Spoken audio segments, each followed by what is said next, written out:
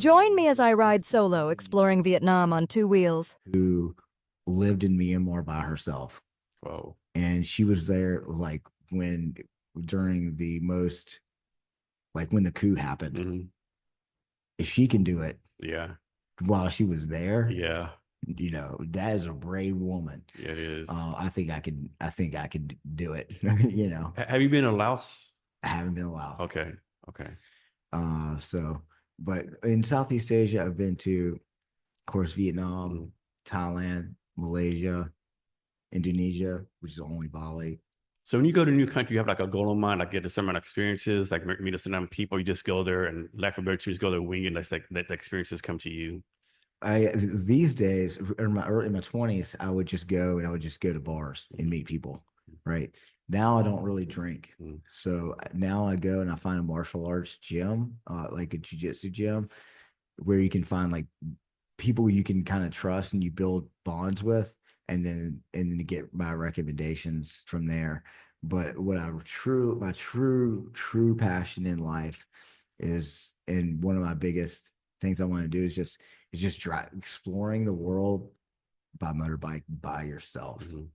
And so I would like to do that, you know, throughout Southeast Asia, and that's kind of some of the best travel experience I ever has, riding motorcycles in foreign countries by yourself. And you've been in Vietnam for 4 years, I think. 4 years total. I left for 3 years. I came to Vietnam and originally in late 2017, and I came here, and I had a like in America, I had a big house, had like the dream American life, had everything you would want. And I came here and I saw how simple the life was and how happy people were and how easy it was to live here. And I had a few friends here. I went back and sold everything, gave everything away, and came back. So Vietnam's your home now, so to speak. Vietnam is my home. You plan on being here for a while? I plan on being here. Do you speak the language?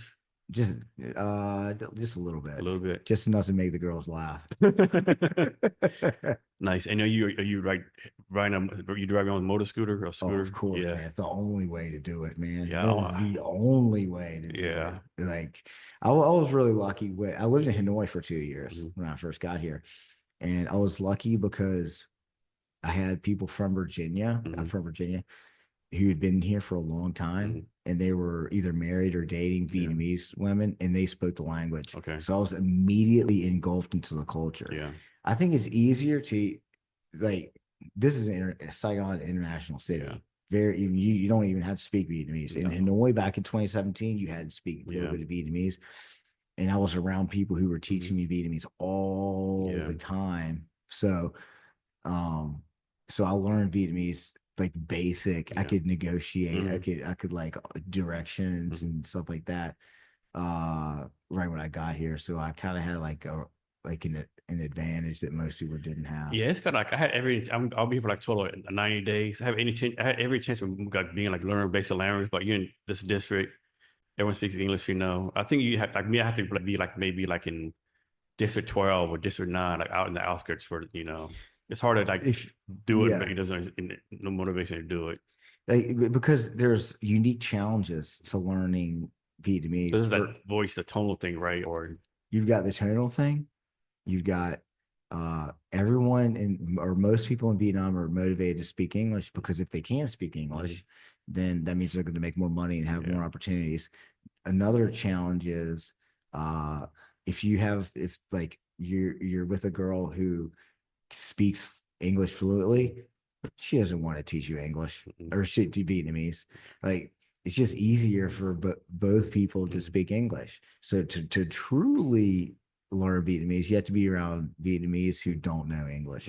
And then because and another unique challenge is when you speak Vietnamese, even if you get the tone perfect, some Vietnamese people think that you're speaking English. Because they're like, there's no way this foreigner speaking Vietnamese. There's no possible way. So you have all of those challenges. And then there's another challenge. If you can speak one word of Vietnamese, they will tell you, oh, you speak Vietnamese really, really well. When I know 100 times more Spanish. But the Colombians who are fluent in both English and Spanish will tell you, I can't speak Spanish. You know what I mean? So Yeah. it's like Yeah. you're expected to speak Spanish in South America. And you can have conversations Yeah. for hours and still not be considered to be able to speak the language. Mhm. But here, the Vietnamese, because they're so nice. Yeah. Wow, you speak great Vietnamese because you know how to say "Xin Chao." You know? So, put on your tour guide hat for a minute. Like, suppose someone's gonna come visit you to Vietnam. They've never been here before. Like, let's say they're gonna be here for 2 weeks. What's some things you take them to go see or do for those 2 weeks? That's a really good question. It depends on what they want to do. Mhm. I would say if they can ride a motorbike, take a motorbike trip. Mhm. I did a few motorbike trips. I did the Hazang Loop Mhm.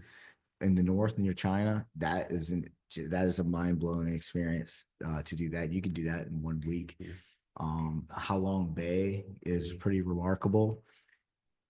Driving along the coast is an incredible experience. If you don't want to ride a motorbike, I think that just visiting a few cities like Mui Ne, Dalat, Nha Trang, and Da Nang, that's pretty good. And just really trying to find local areas where there's no foreigners and then going and eating in a restaurant because the Vietnamese are going to help you. They're going to recognize that, you know, you don't know the culture, you might not know how to eat, and they'll help you. So, an interesting story. I come from a town where almost no one travels.